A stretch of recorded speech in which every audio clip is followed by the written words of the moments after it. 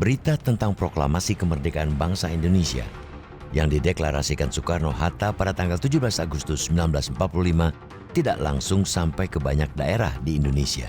Situasi ini dimanfaatkan Belanda yang ingin kembali bercokol di Indonesia dengan mendatangi sejumlah wilayah Indonesia hingga memicu gelombang revolusi di berbagai daerah, salah satunya di Kalimantan Barat.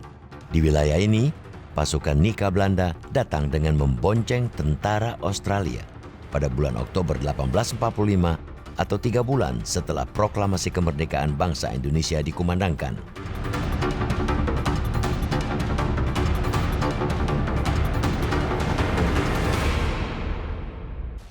Meski bangsa Indonesia sudah memproklamasikan kemerdekaan, militer Jepang yang saat itu masih menduduki Kalimantan Barat dan banyak wilayah lain di Indonesia berupaya menutup akses informasi terkait proklamasi.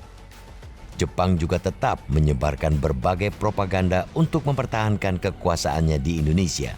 Di Pontianak, secara diam-diam, pemuda bernama M. Sukandar terus memantau berita kemerdekaan dari kediamannya di Jalan Merdeka melalui siaran radio dan baru berani menyebarluaskan berita ini pada masyarakat Kalimantan Barat pada September 1945. Sukandar sendiri memiliki radio itu dia sembunyikan karena zaman Jepang kan orang-orang itu nggak boleh punya radio, disita gitu kan. Nah, Sukandar ini radionya disembunyikan. Tanggal 19 Agustus dia sudah memantau berita tentang kemerdekaan Indonesia di Pulau Jawa dari siaran radio San Francisco. Tapi akhirnya dia berbicara ke teman-teman pemudanya dari mulut ke mulut dan akhirnya pelan-pelan orang-orang mengetahui tentang kabar kemerdekaan Indonesia. Namun baru benar-benar berani menunjukkan eksistensi, baru benar-benar berani meneriakkan merdeka itu ya sekitar bulan September lah. Tersebarnya berita kemerdekaan bangsa Indonesia mendorong sejumlah pemuda di Pontianak untuk mendirikan gerakan pro-republik bernama Pemuda Penyongsong Republik Indonesia atau PPRI yang dipimpin oleh Muzani Arani pada 15 September 1945. PPRI mempunyai misi mengintegrasikan wilayah Kalimantan Barat ke Republik Indonesia. Namun, sebulan setelah pembentukan PPRI, tepatnya pada 14 Oktober 1945, tentara Australia mewakili pasukan sekutu mendarat di Pontianak untuk melucuti tentara Jepang. Sebenarnya pada 14 Oktober 1945 itu PPRI itu sehari sebelumnya sekitar tanggal 13 atau tanggal 14 itu mereka sudah melakukan aksi menduduki kantor residen Kalimantan Barat yang itu waktu itu yang diangkat jadi residen adalah Ashikin Nur, ya, dia residen Jepang, artinya Jepang mengangkat dia sebagai residen karena Jepang sudah kalah dan mengangkat orang-orang Indonesia menjadi residen, jadi dia diangkat oleh Jepang. Dia menduduki kantor residen Kalimantan Barat PPRI ini dan menyatakan bahwa mulai saat itu Kalbar menjadi wilayah RI. Tanggal 15 September itu paling tidak setelah PPRI berdiri ya 14 Oktobernya udah mereka menyatakan Kalbar menduduki kantor residen, menyatakan Kalbar wilayah RI dan mengangkat si Ashikin Nur ini sendiri sebagai residen RI. Cuman kebesokan harinya tanggal 15, tanggal 16 itu mulai tentara Australia datang ke Pontianak ya. Kedatangan tentara Australia yang diboncengi tentara Nika Belanda memicu berbagai ketegangan dengan kaum Republikan. Salah satu ketegangan terjadi di kantor residen Kalimantan Barat, kini gedung Kuarda Pontianak, yang kala itu sempat dijadikan sebagai markas pertama PPRI. Jadi bangunan ini dahulunya adalah pasca kemerdekaan RI direbut oleh pejuang kita, oleh PPRI, Pemuda Penyongsong Republik Indonesia, dan sempat dikuasai kurang lebih sampai ya 2 bulan lah, sampai bulan Oktober. Jadi PPRI bisa dibilang awalnya bermarkas di sini. Beberapa ketuanya seperti Jayadi Saman, Muzani Abdul Rani itu memang menggunakan gedung ini sebagai tempat perkumpulan mereka, membahas strategi pergerakan, membahas bagaimana seharusnya PPRI berjuang dan sebagainya. Tapi sayangnya pada 14 Oktober tentara Australia telah mendarat di Pontianak, di Pelabuhan Dwi Kora, dan langsung saja ke sini dan merebut gedung ini dan dijadikan markas mereka. Waktu itu PPRI tidak punya kekuatan, mereka tidak punya senjata, mereka tidak punya pasukan yang cukup banyak, sehingga dengan agak terpaksa bangunan ini diambil alih oleh pasukan sekutu, dalam hal ini adalah Australia. Untuk menunjukkan besarnya tekad rakyat Kalimantan Barat untuk merdeka, pada tentara sekutu dan Nika Belanda, PPRI dan sejumlah elemen rakyat di Pontianak menggelar rapat besar di Kebon Sayok atau yang sekarang menjadi lapangan PSP. Hasil rapat umum yang kedua adalah mendesak Australia, tentara sekutu, agar segera menyelesaikan tugasnya, dan apabila sudah selesai tugasnya, tidak memberikan pemerintahan waktu itu ke tentara Nika atau ke aparat Nika waktu itu. Nah, sayangnya setelah peristiwa 15 Oktober itu, pengibaran bendera merah putih dan rapat umum, tanggal 22 Oktobernya secara resmi Australia justru menyerahkan kursi pemerintahan, administrasi kepada tentara Nika. Masyarakatnya memang menghendaki republik. Iya, itu memang terjadi.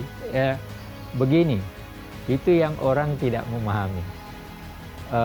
Begitu proklamasi selesai diucapkan oleh Bung Karno, dalam sekitar 1-2 bulan, sebagian besar daripada kerajaan-kerajaan itu memberikan dukungan penuh pada republik. Ya, ada 1-2 ya, seperti di Kesultanan Pontianak kan baru setelah Sultan Hamid baru ada persoalan yang lain kan, dalam arti kata dukungan pada republik. Kabar itu sendiri mulai muncul itu kan justru datang dari, pertama justru ada orang-orang Jawa yang sengaja datang ke Pontianak.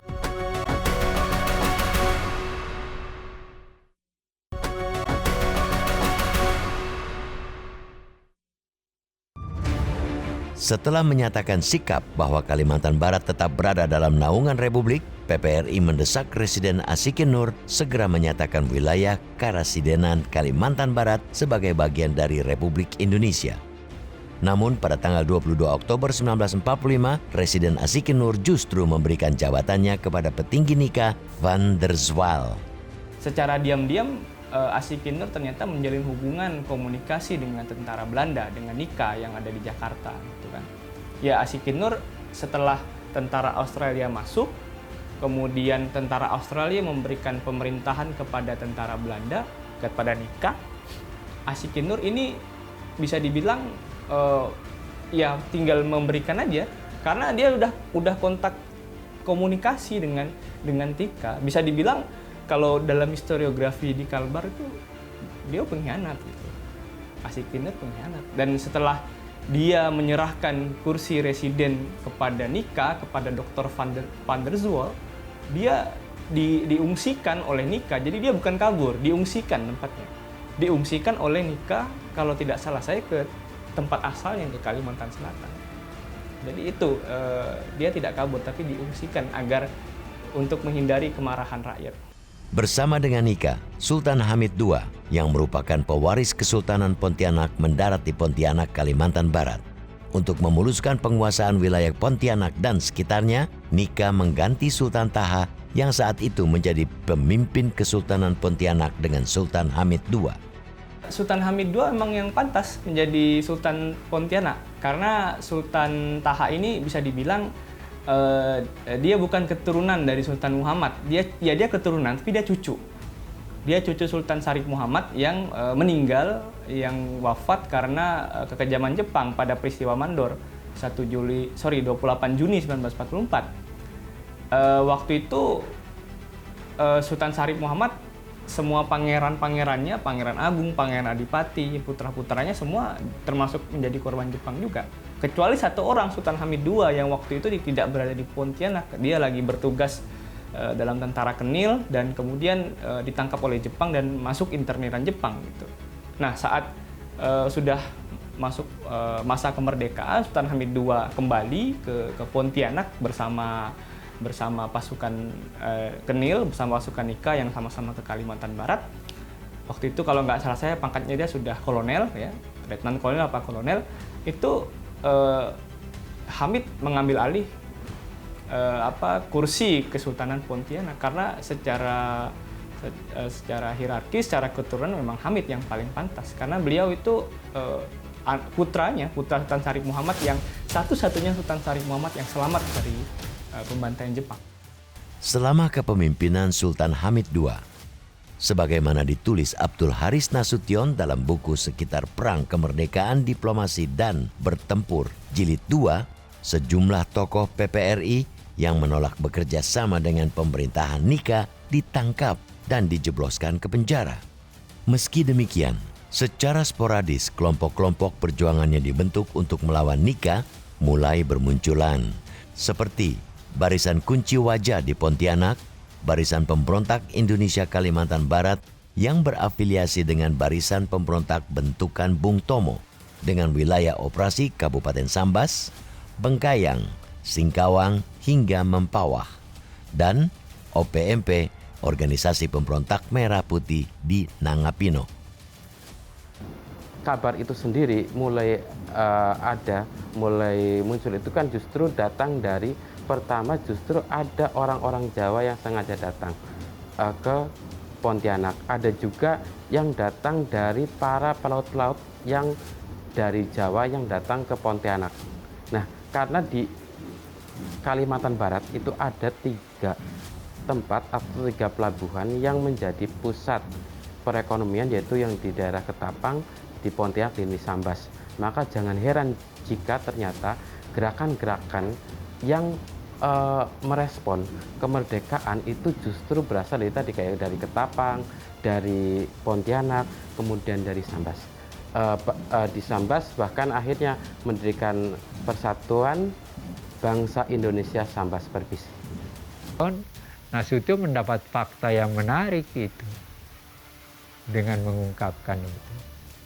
Tapi kan itu menunjukkan bagaimana sikapnya Sultan Hamid kan, bahwa justru dia mengajak para pejuang untuk menempuh jalan damai. Iya kan? Itu hal yang menarik yang diungkap oleh Pak Nas dalam bukunya itu, yang menunjukkan lagi bagaimana sikap Sultan Hamid terhadap Belanda. Itu bukan sekedar sebuah strategi untuk itu justru menunjukkan bagaimana sikap Sultan Hamid di tengah situasi kita berhadapan dengan Belanda. Lalu dia berusaha untuk mencari jalan yang justru akan merugikan kita kan sebagai pejuang sedang mempertahankan kemerdekaan. Jadi di dalam front pertahanan ini mereka bertahan dari serbuan konvoi Belanda yang ada di jalan di depan, dan saat itu hanya yang memegang pistol hanya Bambang Ismoyo.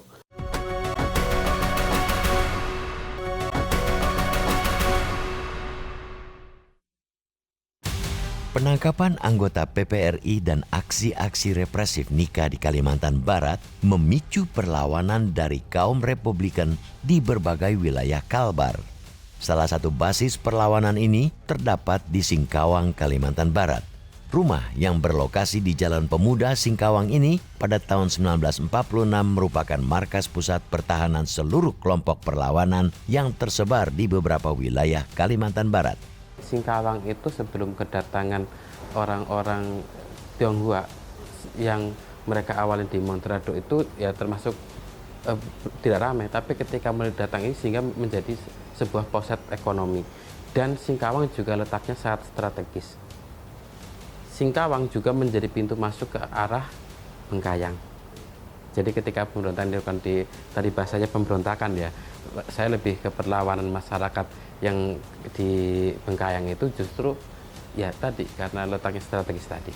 Bahkan untuk ke Sambas pun juga tadi dia termasuk tengah-tengah tadi. berbagai upaya dilakukan oleh para pejuang untuk mencegah masuknya nikah ke berbagai wilayah lain di Kalimantan Barat. Salah satunya dengan aksi pembakaran jembatan Kuala di Mempawah, Kalimantan Barat. Namun, meski jembatan berhasil dibakar, pasukan Nika berhasil menemukan jalan lain sehingga berhasil masuk ke Singkawang. Di Singkawang, aksi baku tembak antara tentara Nika dan Laskar Badan Pemberontak Republik Indonesia yang dipimpin oleh Muhammad Ali Anyang, Syarif Muhammad, dan Zainuddin Effendi tidak terelakkan. Para pejuang yang berhasil ditangkap Nika disiksa di penjara milik pemerintahan Nika yang saat ini menjadi kantor polisi militer di Jalan Merdeka, Singkawang, Kalimantan Barat. Pemberontakan, ya, perlawanan secara massal antara bulan Oktober sampai November 46 itu paling tidak benar-benar pecah, benar-benar terjadi itu di 3 tempat, di Bengkayang, di Ngabang, dan di Nangapinoh gitu loh. Sedangkan wilayah-wilayah lain itu harusnya menyusul apabila berhasil gitu. Singkawang itu harusnya segera menyusul, kemudian Sintang itu harusnya segera menyusul setelah Melawi berhasil, setelah Nangapinoh berhasil, pasukan Nangapinoh harusnya ke Sintang melancarkan perlawanan di sana. Kemudian Geram yang di Ngabang juga kalau berhasil juga harus meluaskan wilayahnya.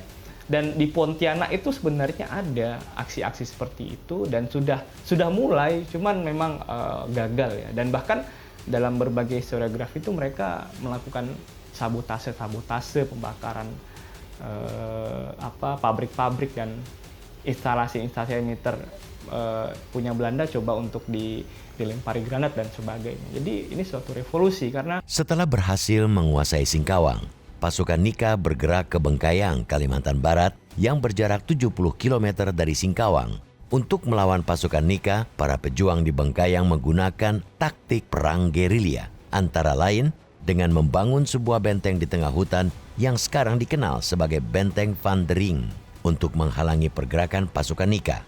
Oke, ini adalah front pertahanan yang merupakan tempat pertahanan pejuang kita, yaitu Bambang Ismoyo, Kacong, dan Bujang Tagai itu berhadapan dengan konvoi Belanda yang ada di jalan.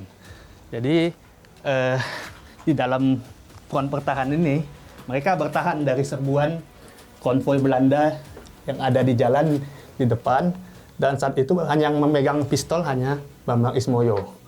Ya, karena berhadapan dengan jumlah yang lebih besar, mereka bertiga tewas di dalam front pertahanan ini.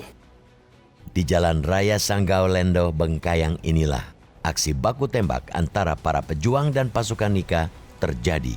Sebanyak 27 orang pejuang asal Bengkayang tewas tertembak dalam pertempuran sengit di lokasi ini. Ini adalah tugu peringatan perjuangan mempertahankan kemerdekaan di tahun 1946. Itu ada organisasi namanya saat itu Barisan Pemberontak Indonesia Kalimantan Barat atau disingkat BPIKB. Itu untuk wilayah Kabupaten Bengkayang saat itu dipimpin oleh Ali Barudin. Jadi saat itu mereka merencanakan untuk menyerbu tangsi militer Belanda, Nika ya saat itu, untuk merebut wilayah Bengkayang. Itu dilakukan pada malam hari, yaitu antara tanggal 8 dan 9 Oktober tahun 1946. Jadi saat melakukan penyerbuan memang ada berbagai persiapan yang mereka saling komunikasi dengan pusat di Singkawang dan beberapa tambahan pasukan maupun persiapan senjata untuk menyerbu. Pasca kekalahan pejuang pro-republik di berbagai front di Kalimantan Barat, Nika memperketat pengawasan wilayah ini. Rakyat dilarang membahas tentang Republik Indonesia atau tentang kepemimpinan Soekarno-Hatta. Untuk menyiasati kondisi ini, kaum Republikan memilih berjuang secara politik parlementer di bawah kepemimpinan Dr. Sudarso, intelektual asal Pacitan yang menetap di Pontianak dan sebelumnya aktif membantu para pejuang selama Perang Revolusi terjadi. Pada tanggal 12 Mei 1947, pemerintah Nika di Kalimantan Barat membentuk DIKB atau Daerah Khusus Indonesia Kalimantan Barat di bawah kepemimpinan Sultan Hamid II. Itu banyak isu yang terjadi tentang itu. Yang saya tahu bahwa Sultan Hamid akhirnya ke negeri Belanda dan menjadi salah seorang dari ajudan Wilhelmina. Dan dalam proses itu nanti di tahun 47 dia dinaikkan pangkatnya dari kolonel menjadi mayor jenderal, karena brigadir jenderal waktu itu belum ada. Dari kolonel menjadi mayor jenderal. Nah, pada saat 47 itu justru kita dikuyu-kuyu oleh Belanda kan. Kita diserang dan segala macam. Pada saat yang bersamaan di sana di negeri Belanda, Sultan Hamid mendapat pangkat yang tinggi, naik pangkatnya malah. Nah, bagaimana kita menilainya itu? Pada akhir tahun 1949, sesuai hasil perundingan Konferensi Meja Bundar atau KMB yang melibatkan pemerintah Belanda, Republik Indonesia dan BFO atau Majelis Pemusyawaratan Federal, Belanda mengakui kemerdekaan atau kedaulatan bangsa Indonesia dalam bentuk Republik Indonesia Serikat atau RIS. Terbentuknya RIS yang dicurigai banyak pihak sebagai politik pecah belah diterima dengan penuh kecurigaan oleh kelompok-kelompok pro-republik, tidak terkecuali di Kalimantan Barat. Untuk memperjuangkan dan mengawal integrasi wilayah Kalimantan Barat ke Republik Indonesia, kalangan Republikan di wilayah ini membentuk Komite Nasional Kalimantan Barat atau KNKB. Waktu itu memang ada dua kubu ya, ada pihak di Kalbar ini yang ingin berjuang secara kooperatif, ada yang ingin secara militer ya, secara frontal melawan Belanda. Hanya saja kita bisa bilang baik strategi secara frontal berhadapan langsung dengan Belanda ini memang tidak berhasil. Karena pasca revolusi Oktober 46, kaum Republik di Kalbar dan di Pontianak pada khususnya itu mengubah cara perjuangannya dengan cara parlementer. Lebih menggunakan organisasi, kemudian masuk dalam dewan-dewan daerah ya yang dibentuk Belanda, mereka masuk menjadi salah satu mendapatkan beberapa kursi di dewan-dewan daerah waktu itu. Tapi uniknya secara bersamaan, meskipun di Pontianak itu yang notabene adalah barometernya Kalbar, berjuangnya secara parlementer, secara kooperatif ya, tapi yang di daerah-daerah ini tetap banyak yang ngelawan juga. Penangkapan pemimpin DIKB Sultan Hamid II yang menentang agenda KNKB pada 5 April 1950 mempercepat integrasi Kalimantan Barat ke Republik Indonesia. Saat RIS dibubarkan dan pemerintah Indonesia kembali ke bentuk Kesatuan Republik Indonesia pada 17 Agustus 1950, Kalimantan Barat telah sepenuhnya menjadi bagian dari Republik Indonesia.